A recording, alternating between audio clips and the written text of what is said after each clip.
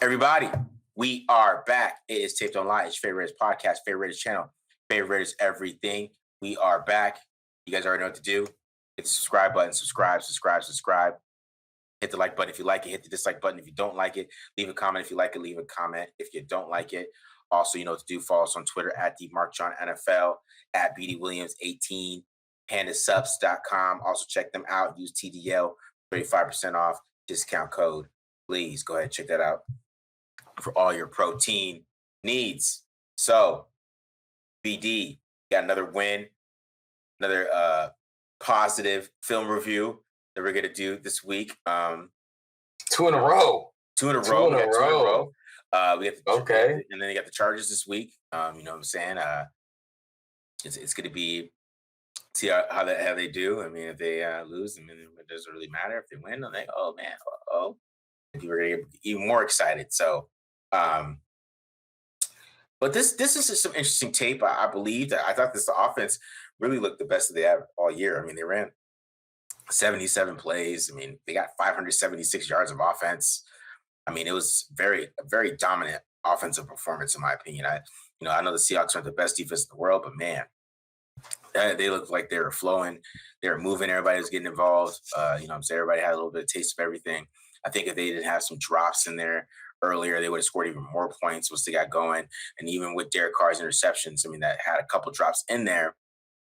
And then, of course, the miscommunication, too, on that one, too.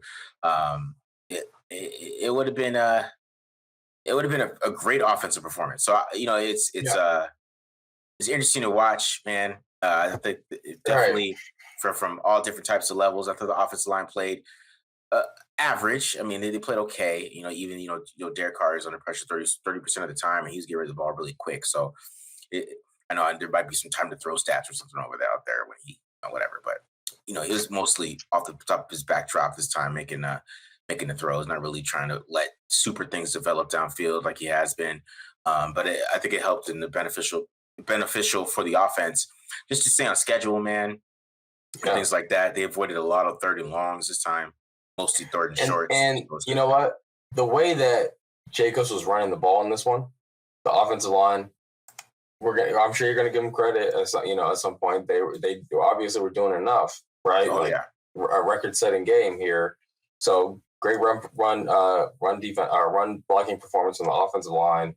Josh Jacobs, incredible individual performance. When you're ahead of the sticks, you can check down so much easier. You know, if it's 3rd and 5, you want to check down. 3rd and 4, you want to check down. You feel confident that the back's going to get those yards, right? When it gets into like the 3rd and long, the 3rd and 7s, the 3rd and 8s, 3rd and 15s, or something like that, because you got sacked on 2nd down, right? That's when you don't want to check down to the back. Like, he's not going to make it. He's never going to make it in time, right? So, again, staying ahead of schedule, like you're saying, staying on schedule, staying ahead of the sticks, lets Carr kind of just be easy, let the ball out. So those kind of things go hand in hand, just in my opinion, and definitely getting that kind of read. What I'm interested in hearing from you going forward this year, how does this play out when you want to stack the box, play cover 1, play cover 3, stop Josh Jacobs, and now you got one-on-ones on the outside with Devontae Adams, right? Mm-hmm. Or you want to play 2 highs and you want to put a safety on top of Devontae Adams. You want to do everything you can to take him away, right? And then Josh Jacobs goes crazy on you. How do you, what are defenses like doing that is successful that you've seen so far this year? Like, is there a way to stop both of these guys at the same time? I mean, it depends. I mean, it has to deal with when they play single high and they play a lot of man. The thing is if they place any type of bracket coverage with man on the other side, it's really dependent on these other guys to win. And some games these guys aren't winning. Like some of the Jags reps, Matt Collins is not winning on the outside. Even Hunter Renfrow was in that game. He wasn't winning in the slot at times. Or even Foster Moreau be in that type of position where he has to win on one-on-one. He might not win in that type of situation. So that's where it kind of gets weird with the single high. I mean, if it was Darren Waller and Hunter Renfrow out there, and they're healthy, then it's a little different with the single high thing. But I mean, teams might be able to get away with it because you can still find a way to bracket Devontae Adams, right, in single high. I mean, that's what the Colts did. And, so this team just can't ride out Devontae Adams and Josh Jacobs into the sunset here. It's gonna take a lot more than that. I mean, because one thing that can combat that is throwing the running backs, which I'm going to talk about today. Is that's kind of very key to getting those guys involved in the passing game, because if you have these teams playing single high, you're to get the one-on-one with Amir Abdullah and a linebacker. That's what you're going to get. You're going to get the one-on-one with Josh Jacobs and a linebacker, right? That's what you're going to get. You're going to get more of those. And, those guys are winning right now. They're winning their one-on-ones. I mean, Matt Collins is not winning his one-on-ones consistently. Sometimes he wins, sometimes he doesn't. Keelan Cole wins, but sometimes he'll drop the football. It's more about getting those guys involved too, which can mix it up. But I don't know if there's playing single high or they have the teams in some kind of bind. I kind of felt that, but then the Saints came and just punched them in the face. It's about just moving Devontae Adams around too a little bit and not keeping him kind of in the same spot. I think they got a lot more out of him at the slot this time. So, okay, yeah. As far as the defense goes, I think it's a carbon copy of what we saw last week. Fantastic run defense, pass rush, interior pass rush, and shaky coverage, especially from the corners. It's like a carbon copy, and I truly believe after seeing this game, that's what we will see for the rest of the year. And when Nate Hobbs comes back, I think he's definitely sorely needed. Not going to say Nate Hobbs is like a lockdown corner, but whereas these other guys aren't making any plays, Nate Hobbs is going to make a play. Like Nate Hobbs won't let a game go by without making a play. So whereas these other guys are, like Anthony Averett, not making any plays, Sam Webb not making any plays, right? Even Rocky Scene in his last few ones, it looked like he made a play, but the refs got him for holding, so they took that one away from him. Other than that, he was getting burnt out there too. So this was a tough day for all the corners, and I just see it remaining like that really for the rest of the year. Maybe Nate Hobbs can help out there. Maybe Amik Robertson can, maybe step up and do something. But right now, I'm pretty worried. I don't see a way out. Yeah, I mean, it's the secondary. I mean, I don't know what they're really going to do back there. I mean, I know Nate Hobbs is coming back. They put Anthony Averett on IR, actually. They did? Okay. All right, that's fine. He didn't do anything. He did nothing. So. He's on IR. So, and then they put Tyler Hall onto the actual team. He got signed to the actual team, so he got elevated off the practice squad. So I think they might be moving Hobbs outside and putting Hall in that slot. Because Amik Robertson, he only played 4 snaps last week. He didn't play really at all.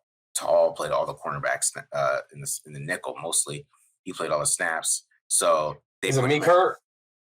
I don't know. Does he have a thing? Does he have something? I don't think so.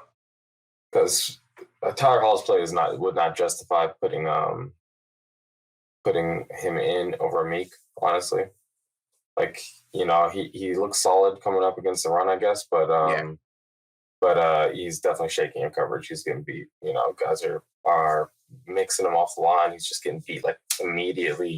Guys are getting open on him. So he's not getting targeted very much. So maybe playing too high is just easier to protect that nickel, so it's not a big a deal.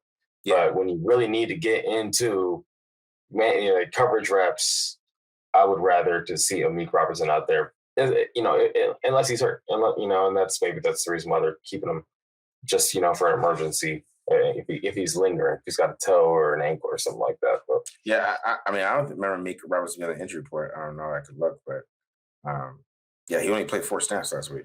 I don't buy it. He's hurt. You don't buy it? I mean, he's hurt. He and it was all outside. None of them were inside. Yeah, it was outside. Yeah, against DK. Yeah, so I mean, I'm not sure. So week 12, he wasn't even on there at all, bro. Not even on it. Got demoted. Oh, maybe it's one of those staying out late things or something. Who knows? Missing a meeting. kind of Because he was things. playing inside a lot, right? Before, was he mostly playing in the slot? He's played outside and inside this year, but he played a lot of slot early on, and then Hops went out, and then he started playing outside a little bit. What happened to Roby Coleman? He didn't play well out there. He was only in there for one game. I didn't see him. He wasn't out there for this one. Oh. Yeah, I'll go back over. I'm not charting individual like players, like who's out there. You know what I'm saying? You do that though, right? I don't do that. Okay. Kind of. I mean, I do personnel. So personnel, yeah, I do personnel, but I'm not gonna be like, Meek was the corner. You know, like I'm not doing that in the charting. Sorry, like, sorry guys. Yeah. Okay, so who do you want to go first? You want to do the breakdown, offense breakdown? Or you want me to do the defense breakdown? Let's do some defense. Do some defense. All right, easy as that. See, that's how gentlemen solve problems, guys. Not really a problem. Okay, so we're gonna do something different. Top 5 run stuffs from the Raiders Seahawks game. Top 5, meaning there was so many to choose from, I had to just narrow it down to only 5. Okay, so let's go through the top 5. Okay, we got this little shift. Okay, we're changing the strength. Okay, with these interior defensive linemen.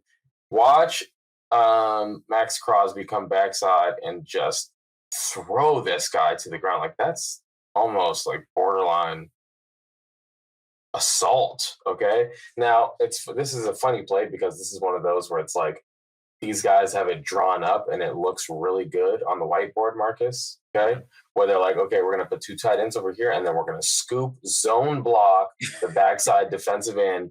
These guys are going to get hip to hip. They're going to execute it just like offensive linemen. Yeah, right. Okay. These guys want to catch passes. Look at them. They're not getting hip to hip. These guys, hip to hip. These guys, hip to hip. Look at these guys. They're not even close. Okay. It's just terrible execution. And really, like, good you Lord. You really want to try these guys doing that against Max Crosby. He's one of the best defensive men in all of football. Come on. So that's number 1, just because of the pure violence that Max Crosby took that guy down. We're going to watch back Andrew Billings on this rep. He's going to go back door, meaning, okay, instead of having this front side A gap, he's going to go into the backside A gap. And he's allowed to do this, or he's able to do this because we're sending Denzel Perryman through the B gap on a blitz. So it turns this from a 1, 2, 3, 4 down to a 1, 2, 3, 4, 5 down at the last second. And so it throws off this blocking scheme. Everyone's one-on-one, and they thought they were going to be able to like zone this and move on up to the linebacker, but it happens now. So Andrew Billings goes back door, wrestles this guy down like he's his kid brother. Okay, that's a beautiful play from Andrew Billings. Andrew Billings is going to pop up a couple more times here in this breakdown. But I want to talk about Luke Masterson, Denzel Perryman on this one. This is pretty sick. Okay, this is like almost like the Bash brothers. Okay, first of all, watch Denzel Perryman. He knows what's happening before the ball's even snapped. He's heading in that direction. Okay, the film study, the anticipation is phenomenal from Denzel Perryman. Okay, but also watch Luke Masterson. Okay, he reads it too. He's seeing it immediately. He's feeling the movement. He's seeing the jet sweep. He knows, okay, I got to get outside of this tight end. Okay. And as soon as he flashes this color out there, Walker starts looking to cut back. He doesn't want to bounce. He sees there's a guy out there. Okay. So credit to Luke Masterson for getting out there, even though he could kind of get, what do you call that? Snatch trap? Yeah.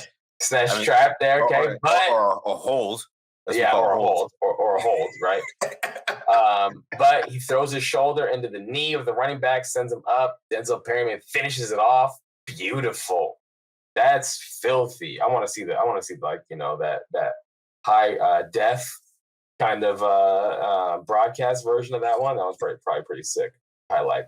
All right, so similar kind of thing from Andrew Billings. He's going to go back door again.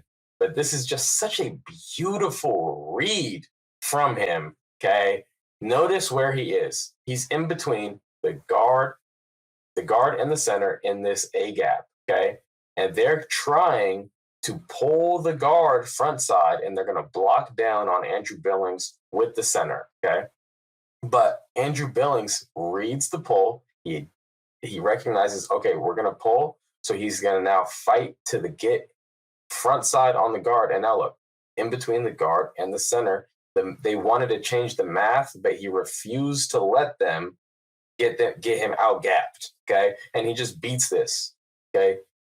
Doesn't finish, but watch the hustle. Look, we got so many white jerseys. Okay, Tyler Hall's going to get in there, and then Denzel Perryman's going to body slam him at the end for a loss. That was a huge loss. Okay, so we got quite a few guys involved in this one. And then this is just, I don't know if Denzel Perryman's reading this or if this is a blitz, but he just sees it so quickly. Again, when Denzel Perryman is coming downhill, it creates one-on-ones across the line of scrimmage, changes the math. It used to be we were in a four-man line of four-man even front. Now we're in a five-man odd front. All of a sudden, Denzel Perryman going through that A gap, and hits the running back in the backfield for a tackle for a loss.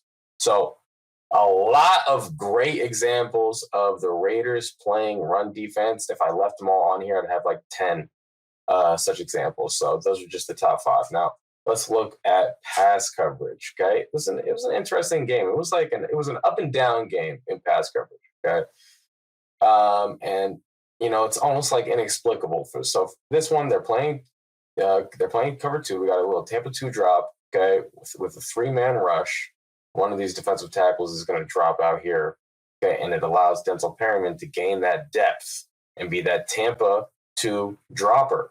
Okay, but for some reason he puts his eyes back on the quarterback, settles, and that's just a huge, easy one, almost a layup. Okay, for these guys, that's NFL open, right? Now, it's just strange because later on in the game, Denzel Perryman does the same exact thing where he doesn't man turn either of these guys. He just drops off and he just gets an interception. So, I mean, if you notice, Geno Smith. Okay, kind of in hairy pocket. I don't know. Maybe that rushes Geno Smith's decision. If he threw it out here to DK Metcalf, it's probably a big play. No, he's trying to show off his anticipation skills and expecting Tyler Lockett to be there. Yeah, Tyler Lockett cut off a lot of routes. But when anticipation goes wrong, it's usually picked. Yeah, there you go. There you go. Now, I'll give some credit to the safeties. Okay, in this one, playing 2 high looks in the red zone, came up with some great pass breakups. Watch Trayvon Merrick, top of the screen. He's got 2 receivers on his side of the field. He's going to play. He's playing quarters coverage. That means he has 2 vertical, and they're going to run a little scissors concept. That means 2 becomes 1, and 1 becomes 2. So he gets in front, cuts off number 1. Okay, gets his arm around DK, and breaks up that pass. I love the footwork.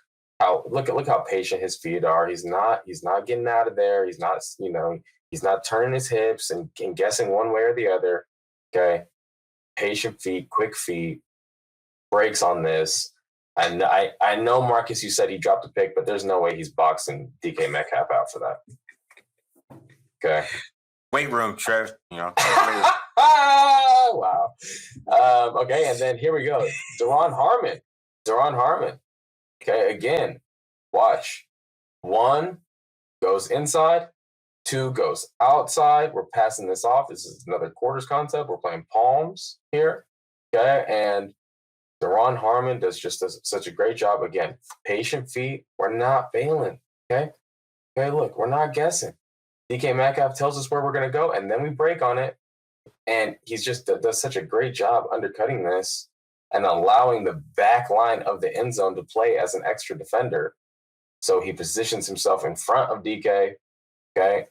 And somehow it comes down with that. I'm just shocked DK didn't posterize him. But, ends up not getting called an interception, but that's still a great play. Now, when it came time to target corners, on the other hand, Anthony Averett, okay, in trail position, gives up that bit of separation. It was close. I mean, that's a beautiful ball either way, yeah. But Anthony Averett, great pass, gets beat here. Okay, check out Sam Webb. somehow inside leverage, still gets beat on a big slant for a first down. Don't understand that one. Rocky Scene, top of the screen. Okay. Step, kick, hands. Okay. And then Tyler Lockett kind of pushes off here. It looks like a little bit to me. Huge touchdown. Defending or, when they targeted the corners, it was almost automatic in this game, especially if Geno had time to throw. This is a pretty infuriating sequence, in my opinion. I just want to give the background.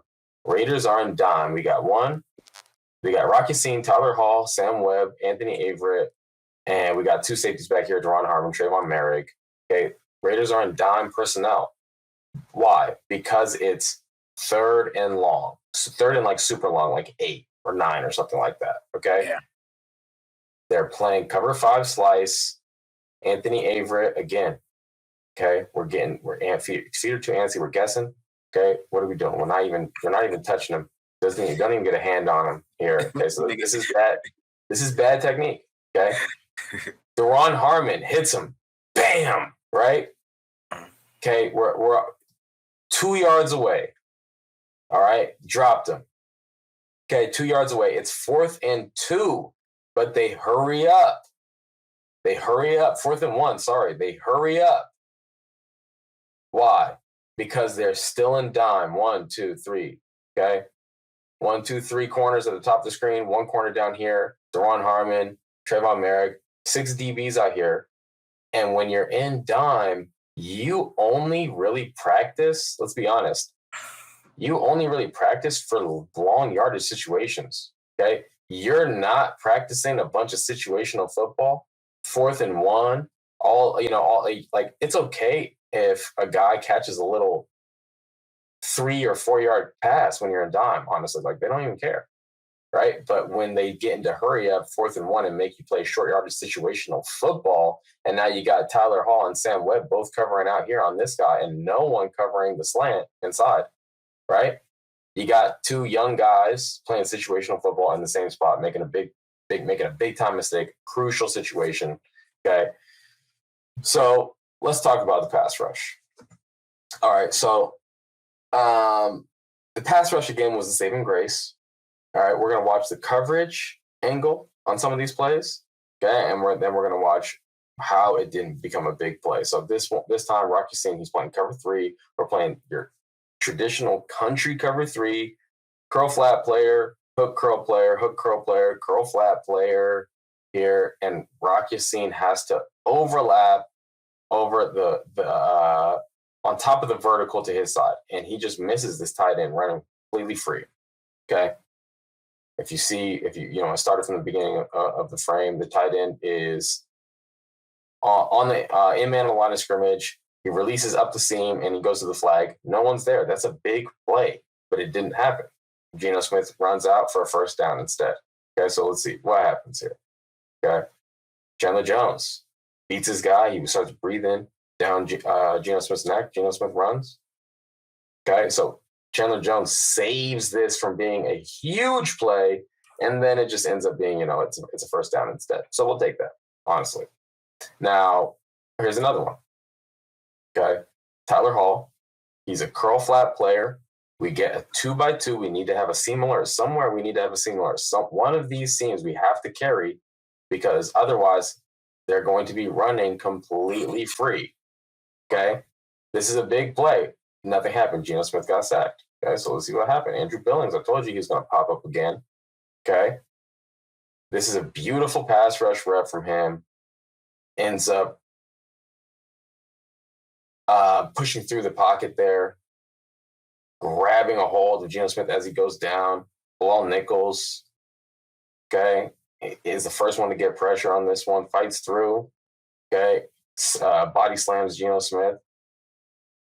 And you even look at the 2 defensive ends. They do such a good job collapsing the outside of this pocket and forcing Geno Smith to step into these guys. If they're wider, maybe Geno just escapes, steps around or escapes on the back of the pocket or does something. But he has nowhere to escape to because of those defensive ends as well. So that's great pass rush all around. Okay, here's another example. All right, you got two guys as curl flat players. No one is a weak hook curl player. Look at Tyler Lockett. He's just ready to catch this one, okay, for a first down. All right. Geno Smith, I think he wants to hit him, but what happens? What happens? Why can't Geno Smith hit him? Let's check it out. Okay, look at Bilal Nichols. Long arm, just hand on the guy's throat, shoving him straight back into Geno. Watch Chandler Jones. Okay, he goes for the long arm, hits Geno in the back. Max Crosby. Okay, a little Euro step, rip under. Okay, finishes, hits the quarterback at the end. Okay, so it's really a lot of these situations where they had a positive play in pass coverage. Truly, it had nothing to do with the coverage. And so let's see a little bit more. Let's see a little bit more pass rush here. Max Crosby. No, this one's Andrew Billings this time. Okay, sorry. This is the Andrew Billings one I was thinking of. Okay, it goes for the club, arm over. Bam. Just such a quick win. I love the way that he sets this up. He's in a 2-eye, and then he takes that initial outside step. He makes 63 move towards him. He now 63 feet are moving to the right, and he makes him go to the left now. Bam. That's a beautiful play from Andrew Billings. Coming up with the pass rush repertoire? Andrew Billings. He's trying to get paid too. He's seeing all this money moving around in Vegas. Okay, now let's see Max Crosby. Okay. Look at this. This is one of the most violent bull rushes and quick. Like I don't know if I've ever seen a bull rush win this quickly. And insane play. Okay, for him to just textbook. Look, low man wins in football. Okay, shock him with the crown of your helmet. Okay, and now watch the posterior chain completely straighten out, and he just walks this guy back. That is a beautiful rep right there, rare rep, honestly. And then here's another one from Max Crosby. This is the game-winning play, probably on the defensive side of the ball. Yeah. Again, just what is this? What is this move? I'm faster than all of you. Yeah, really. Just two-hand swipe. It looks like he's playing like against the JV squad in this one. Like, how could you let this happen, 72? Are you kidding me? He's throwing the game. All right, sorry. I mean, on the last rep, it was like that. He knew where the drop of the play was because he didn't. He knew the drop, the snap count, everything, and the drop because he didn't attack. Like he went straight for where the drop was, and that's why Lucas wasn't able to get there because he's expecting the chip to kind of slow him down, and he just went right around the chip, right to the spot. That's what you call film study, friends. Incredible play right there. For sure. But yeah, I mean, pass rush is stepping up. It's not just Max Crosby now. We saw all those guys. Nichols, Billings. I mean, I don't know. What's the status on Billings' injury? I don't know. Chandler Jones also. When you saw that play, I mean, I was trying to figure out where he got injured at. Did his knee just hit the ground, or was it like? Does it seem like nobody ran into him? It seemed like his knee just hit the ground or something. I don't know. It was weird. I watched that play. Man, all these guys' knees, their ligaments are hanging on by threads. Okay, all it takes is just a slip in the shower to tear something. I promise. Yeah, I don't think he tear anything. I think it's fine. He can get carted off. He got just down off the field, so I think he'll be all right. But yeah, the secondary is still bad. It's definitely a problem. Hopefully, Nate Hobbs comes back because Justin Herbert. He hasn't been throwing inside that much, really. I mean, of course, he's throwing his 9-yard outs really pretty, but we're I don't know what they're gonna do this week. We're gonna figure out what exactly they're gonna plan for that. Have you ever seen a prettier pass play that didn't go for a first down? I never seen one. I haven't. I was watching QB school. I was watching his breakdown, man. He was breaking down some like check downs. Like it was kind of funny. It was just funny to watch. It's just, it's just the way he's covered, man. It's just hilarious. It just cracks me up. He's backing up and he throws a check down to Austin Eckler, but since it's like a perfectly lined 20 yards from his depth, it's like what a check down. It's like I get it, but they're so mesmerized by the way that the ball comes out of his hands. They can't see anything else. Like, never mind, it's not a great play. It's 8 yards, bro. It looks so good. It looks, wow, world-class stuff. You know what I'm saying? But it's hilarious. But yeah. They got to prepare for that. They got to prepare for him, and to be serious. I mean, he can beat you with his arm and stuff like that. But yeah, because the Chargers don't run the ball, so you did all those cool run stuff. Run stuff was cool for last week. Chargers don't run the ball, so they really. We always say this. We always say this about the Chargers. One game a year, they go for like 178 on us or something like that. We'll see. I mean, the Raiders should be prepared to play the run. I mean, their offensive line is not the same. They played that week, so they say the Chargers preview, but but you said you were going to go through Raiders running backs targets, right? Yes. So going over running backs targets. I like that. Amir Abdullah. What was that? A wheel or not enough? It's a wheel, but it's weird. I'm going to go over that play because I guess they're saying that it was an adjustment, but it is a wheel. They call it a rail route. We're going to go over that. But other than that, man, it's nice to see these running backs get involved. I really appreciate them going to this because they need it. They really need that they need something like that because they don't have Matt Collins and Keelan Cole. They're not really doing anything. Matt Collins had the touchdown. I mean, that was on a wide open flea flicker, but they're really not doing anything. But it's kind of just they need to get these running backs involved and get something going that way. So let's just get into it, man. Just get into it. All right, let's get this going.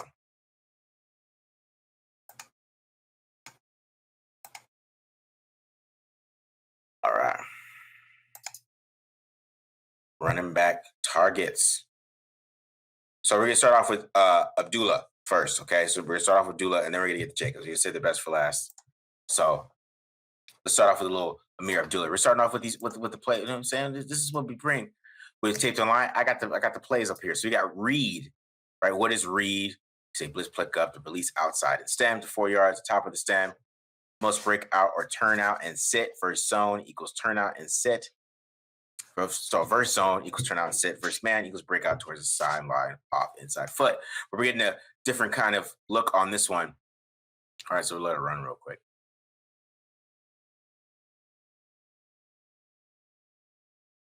Nice first down right there. Oh, what I like on this one, you kind of get the natural pick route, right? You see Abdullah's wide open right there. There's not the linebacker. No, nothing. Because I mean they were basically ran quarters all game. So wide open right here is Abdullah. Based on that, no time to switch off or anything like that. First downs. It's quick. And saying I really like how they did a lot more of this lately. The 21 personnel where we got 2 running backs on the field in the backfield, right? So it allows them to become part of the passing game itself. There's 2 guys in the backfield. All right, this is what I know. I feel like this is a season of install because this is stuff they do with the Patriots all the time. So, I mean, that's like one of those guys is a slot. Exactly. 100%. Right? So here we go. Here's the wheel one. So we let this run right here. Nice little touchdown to Amir Abdullah here.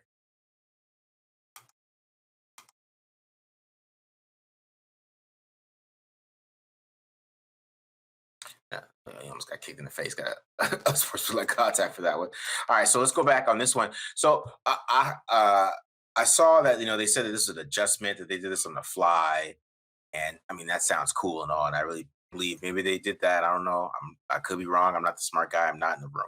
But on the playbook, they have this called a speed to flat. It's called rail. So basically, you sell diagonal before turning up sideline on go. Pattern at least 5 yards away from sideline. Possible back shoulder throws. Right. So we're gonna run this again, and we're gonna watch Abdullah right here. Remember Abdullah's right here. Right.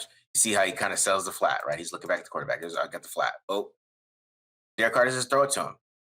Now I can say, I mean, if this was an adjustment, that's cool, I guess. I mean, they're definitely on the same damn page on this one, if it was. But kind of looks like the same route that's always in their concept here with the little curl wheel concept. And Derek Carr throws it right on time. Perfect touchdown. Because on the backside, you get a little scissors here with Matt Hollins is just wide open. Basically, because these guys are double teaming. They're so worried about Devontae Adams, they forget about Mac Hollins. And he's wide open too. So yeah. But I really like that because I mean, you see how Abdullah sold the concept, man. Looking back, right, for that football, boom, and then take it up. Get Diggs looking back at the quarterback. I can see that being an adjustment on the fly there. Yeah. But beautiful execution. Yeah, either way, bro, right? If that's them adjusting on the fly, keep Abdullah out there. Yes, please. That's what I was saying, man. I mean, and then this is the last Abdullah target right here. We're getting Reed again. Abdullah right there. Getting Reed again. Get him one-on-one the linebacker. Against man coverage. Boom, get him inside. Good throw by Carr. Allow him to come back inside. Get 9. Beautiful. So you see how these guys become part of the passing game. And it helps everything out, man. It really does. It helps Carr out. Helps let Carr get the ball out of his hand quick at the back of his drop. We're not getting we're not holding the ball as much. Right? They're in a terrible defense for that look too. Seahawks were trying. They wanted to stop Adams, man, and they did all right. They did okay with that, but the Raiders found other ways. So another play, I really like this play that we haven't ran all year. Again, is Ram. So with Ram, usually you get the route. So kind of cover thing. Free release to the outside of the stack or the seam of the defender. Right, you cannot get across the defender's face. You must go behind him. Cannot pull out. Okay, all right. So usually you're going to get an under with the Ram. You're going to see Devontae Adams get an under. Basically, it's kind of like arches or whatever, what the Raiders used to run out of the backfield, halfback choice. Except it's not a choice route. It's just an angle route. All right, so you see Adams on the angle route right there. He's running the under on the Ram. And you see right there, sets up Jacobs on the angle route. You only get 3 here, but you get the idea. And that's what I'm talking about. When a team starts stacking these boxes, even if they stack the boxes to stop the running backs or stop Devontae or whatever, stop Josh Jacobs or whatever, it's going to create these one-on-ones for these guys anyways, right? It's going to create one-on-ones for the running backs against linebackers, no matter what, right? So here's the check down. Here we get Reed again, right? This is the one-handed catch. Carr hits the check down. This is incredible catch right there. One-handed. And get some yak and run somebody over. And get 13. And this is 2nd and 15. This is a huge play. Filthy. And I think Carr's expecting him to turn back upfield. I guess he's trying to throw him upfield, maybe. That's my guess. Maybe he just missed him. Might have just missed him. Who knows? All right. That's an awesome catch right there by Josh Jacobs. Yeah. Like I said, once again, nobody's really worried about the running backs when it comes to this team. And you can see, these linebackers aren't really worried about these guys in coverage. Right? They're not really worried about them. He's pointing out, he's trying to get, Woolen to stay out there and switch with the running back. Nope, nobody's out there. This is just amazing catch. We get on him about making them one-hand catches for no reason, but I guess it was practice. Yep.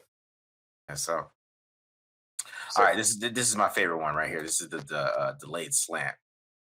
So I really like this play design because they got like 28 yards on this one. There's Jacobs. He's going on the motion right there. So you stop it right here, right? So what you're gonna get these. You're gonna get kind of like basically double verticals from Moreau and Johnson here. So they're in 21 personnel. So I mean, this is Jacob Johnson right here. Jacob Johnson, sorry. So you get those two verticals, right? From there.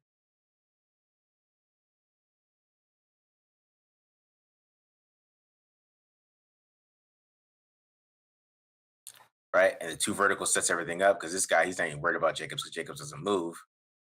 Right. And it kind of opens up this whole middle of the field. Just look at that. You got a little Gotti at the bottom with Devontae Adams and Matt Collins. But open it up everything in the middle of the field. I love the delayed. It's like a delayed slant. Yeah, exactly. Delayed slant. That's what I labeled it as. Beautiful. Beautiful. A lot of great scheme. Yeah, man. I was saying, like, the year of the install. Everybody's trying to trade everybody. I don't know about that, man. I don't know. I think they signed 3-year deals for a reason at this point. Watching some of this plays now. Then we got the week 10 and after this, I don't know. It makes you wonder what they're gonna do with Jacobs, but they could always franchise tag him anyways. All right. So 2nd and 10. We're getting more routes right here. We're getting a little chip delay route here. Carr does a good job avoiding the pressure. Getting Jacobs right there. Jacob does a good job getting 9. See, just outlets for the quarterback. Get these guys more involved. Get the ball out of his hands right quick. Stay on schedule. It's first down. You know what I'm saying? This gets 2nd and 1. Stay on schedule. Get the ball to the running backs. Oh, right there. First down.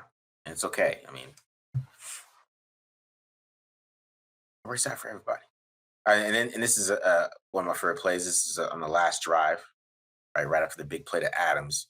Get a quick 14 on the angle route for Jacobs. So you see Jacobs here. He's going to run the angle route one more time. We saw one more thing. Hit the angle. Jacobs right there in space and see all the space he has. Quick 14.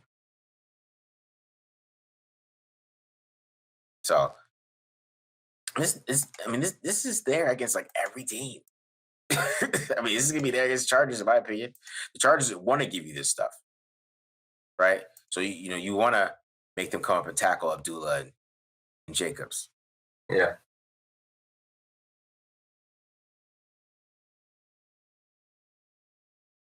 Right. And when you got Jacobs catching the football like this, you got to take advantage because he's making big plays in the pass game right now at this point. I mean, it's 2 weeks in a row. He's trying to be James White and LeGarrette Blount in one here, guys. Yeah. Let's give him the ball. All right.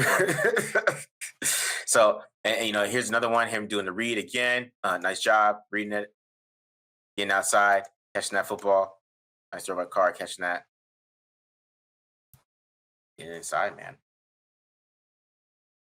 So, yeah, I mean, they really, really helped this passing game a lot. You can just tell. It's opened up everything. Carr hasn't got to wait for pressure and wait for everything to try to open up behind it. You know what I'm saying? So, I really like what they did in the passing game with the running backs. Like I said, that was about 9 catches itself, 9 receptions between those two guys. On just on those clips, right? And that's not even showing the throws with the Adams and Hollins and all those other guys. So you definitely see some development there, and start to see more of what McDaniel's offense usually looks like. I mean, we haven't been throwing the running backs all year. James White has 100 catches every year. It's crazy stuff. So yeah, I mean, that definitely seemed like so many of those. It was just like they had a perfect design for that look that the defense was giving. Josh McDaniels out schemed the Hawks, period, Mm-hmm. on offense. And even with some of these blunders that we talked about earlier on in the show, really put the Raiders down because they had those backs, mostly Jacobs, but obviously Amir Abdullah to start. He looked hot to start, but the way that Josh Jacobs was playing, you can't take him off the field, right? Yeah.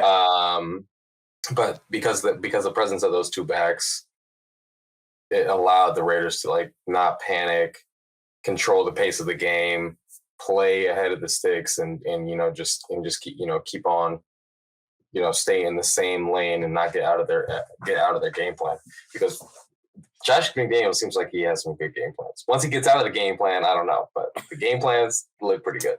Yeah. The game plans are always pretty good going in, unless it's the Saints. As long as we don't play the Saints ever again, I don't know when they play the Saints. Hopefully, it's not next year.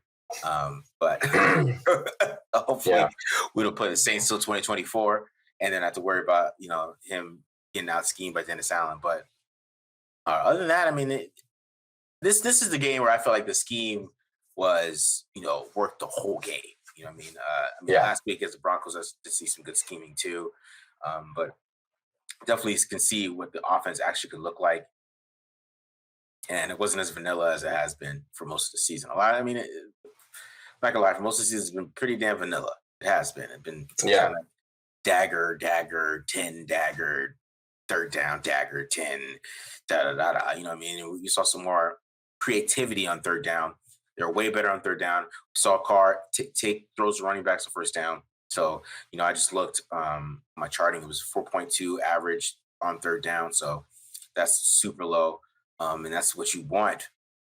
Instead of what they had against the Broncos, like 12 yards. You know what I mean? Like it's type of things that put you behind the sticks.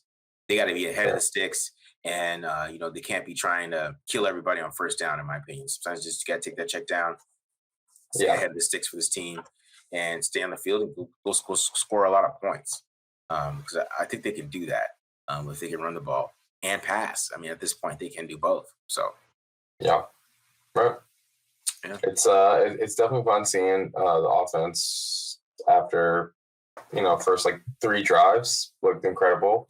Yeah. Defense is definitely stepping up in some areas. It's not by any means finished product yet, but there was an interesting stat that you showed me before this started about EPA. Yeah. And Raiders right now 4th EPA per rush, and they're like, I think last against the pass, but against the rush, they've been playing great all year. I'm sure if we just did like the last 2 weeks, EPA against the pass would be a lot better in comparative, to the rest of the NFL. But yeah, the run defense rather, has been great in the entire year. Mm-hmm. And so like, we can say at least that the Raiders, like, they can hang their hat on that. They can really stop the run in this era where defenses are having a hard time stopping the run. Yeah, and I think a lot of the teams are playing up in this. They're playing on the schedule aren't really passing teams that are coming up. I mean, they're playing a lot of more running teams like the Browns and the Niners and stuff like that. They match up a lot better with the matchup itself. Of course, some of those teams defensively are good. I mean, the Browns aren't, but the Niners are. But basically, you know what I mean. Like, but the Chargers are a different matchup for them because Chargers don't run. So that's what's interesting. They don't run the ball. So we'll be back this week. TDL fans, we'll be back this week for the preview.